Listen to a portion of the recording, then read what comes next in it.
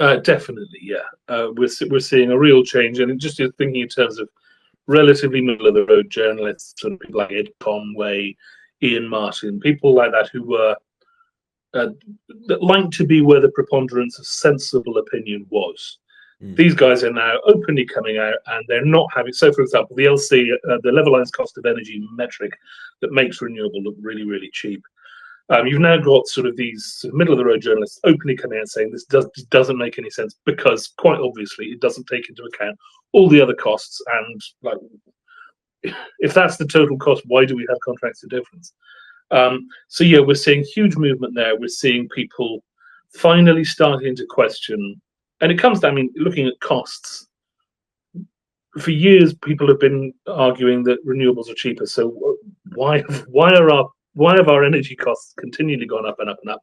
And obviously, the likes of Miliband and the renewables people are saying it's because of oil and gas prices. Well, that is just obviously not borne out by the data.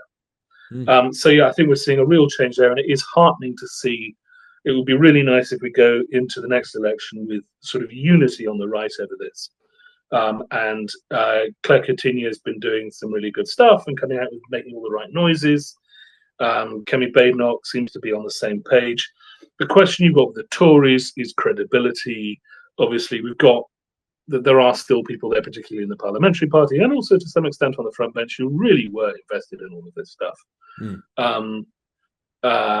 who are still there, and they've not kicked up a fuss. Does that mean that they're reconciled to the change policy, or does it just mean that they don't think it's going to come in, or not going to be down to them to come in?